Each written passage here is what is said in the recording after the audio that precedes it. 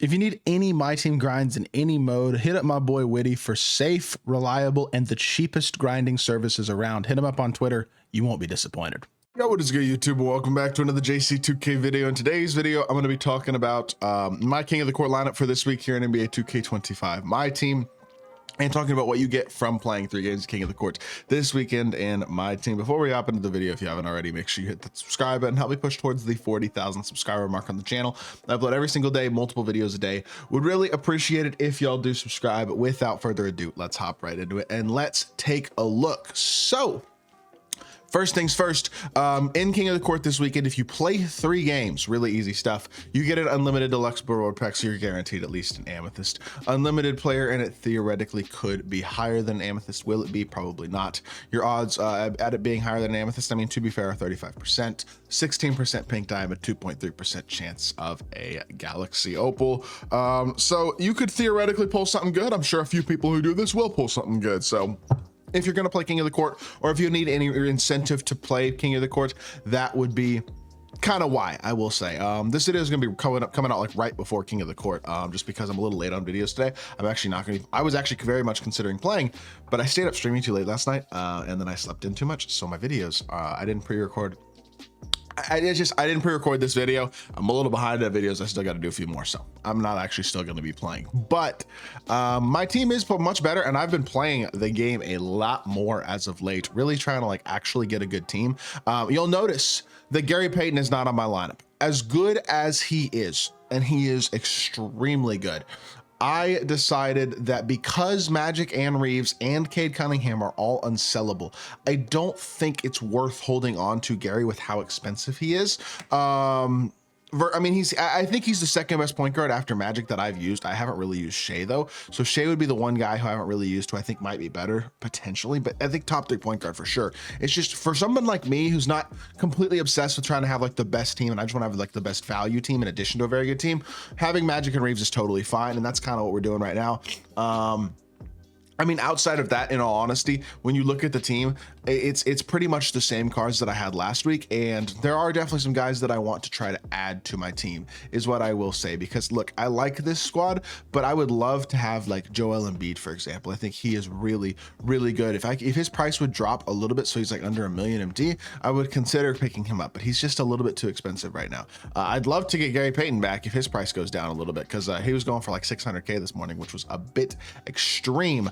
And I also still have a lot of badges and stuff to quick sell as well, so I have the ability to get up to probably, I still have a good amount of things in my auction house, a bunch of badges to quick sell, a variety of different things that I can still do to make MT. I mean, I made a decent chunk in my takeovers and badges and all that type of stuff quick selling, but I got a lot more badges, shoes, takeovers, all that type of stuff still to do.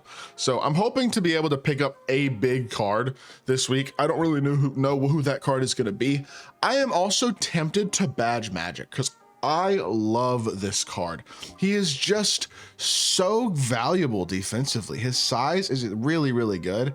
I'm a big fan of this card. I mean, I really am. I think he's super duper good. His defense is incredibly high level. In all honesty, I'm really a big fan of him. Generally, I don't recommend badging out unsellable cards, but I don't know, man. Magic's like, he feels like he's got real longevity because of his size and because of the amount of different things he does. That was the thing to me. I mean, Gary has the much way better shot. And honestly, Gary might be better defensively on the perimeter as well, although Magic is different on the perimeter. He's not quite as quick and he's not quite as bumpy as Gary is, but he is still very, very fast. And like, he might not be quite laterally the way Gary is in terms of getting around screens and getting through screens and stuff, but his speed and his size still lets him recover at an incredible level on the defense end of the court, and you just can't drive him. Whereas Gary, size-wise, I was testing him last night on YouTube stream. I'm sure some of y'all saw it, and the amount of, he did get mashed a bit by Magic, basically, when he was trying to guard Magic in a 2-man. So I don't know. Magic is my favorite point guard.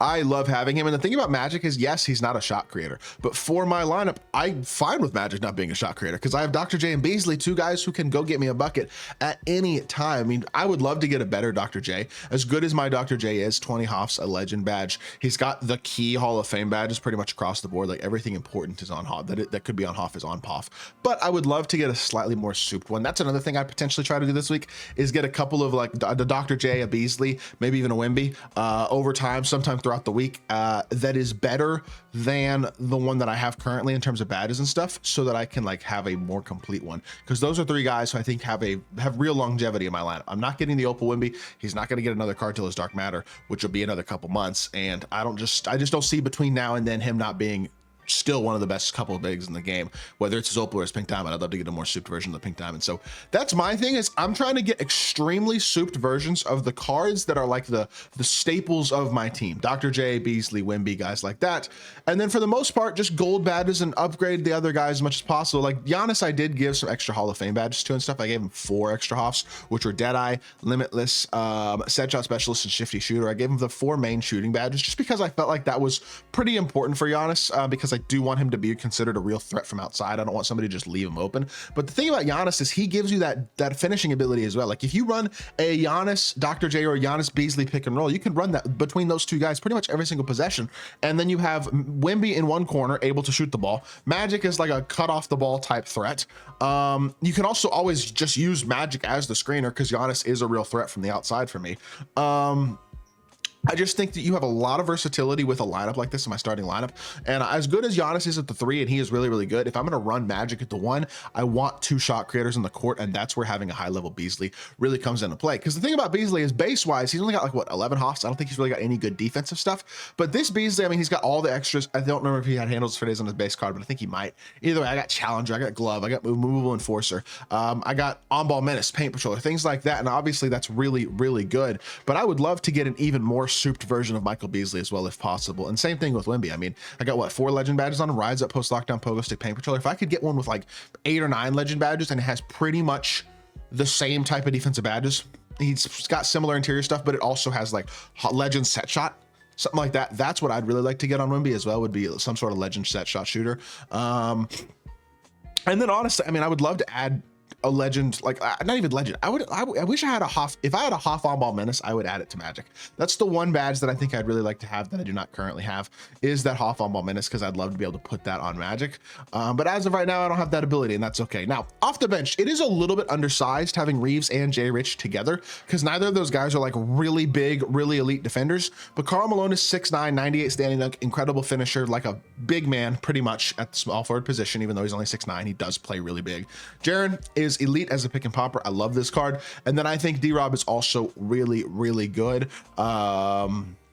I just really like D-Rod's jumper, in all honesty. I think it's still super smooth and easy. And I know he's like been out for a long time, but I haven't seen a reason to upgrade from Wimby and D-Rob, in all honesty. I will say, I would love to get one other specific card that I have not even talked about, and that is this guy right here, Akeem Olajuwon. I would love to get Akeem as well, because he is a monster. He's really, really good, and I have not used him as of yet, and I think he would be pretty freaking great. I would love to try him out as well, because I think he is the best power forward in the game. Him and Embiid are the 2 guys to me that are like, if I'm going to get a big, like to play power forward or center, I would like to get Embiid or Akeem. Those guys would be good to get. And then obviously upgrades on the players that I have. I'm liking the way my squad's turning out, though, to be totally honest. Like, I'm in a pretty good spot. Yeah, I spent a decent amount of money last weekend, but I made I made a lot of MT from the event.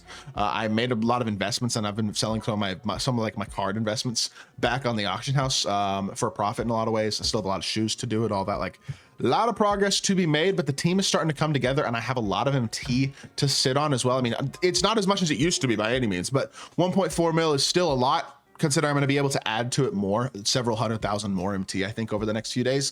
Maybe even get close-ish to 2 million. We'll see. But hey, I've been enjoying my team recently. I really have. And as long as I'm enjoying my team, I'm going to play the game. And if I'm going to play the game, I'm going to be working on building my team and playing smart and investing and all that type of stuff. And yeah, as long as I'm enjoying the game, I'm going to keep participating in this type of stuff legitimately. So weekly team updates will continue as long as I'm playing the game. So I hope you all did enjoy the video. If you did, make sure you hit that like button, leave a comment, and subscribe. Be back with more 2K content very, very soon. I appreciate y'all. Peace.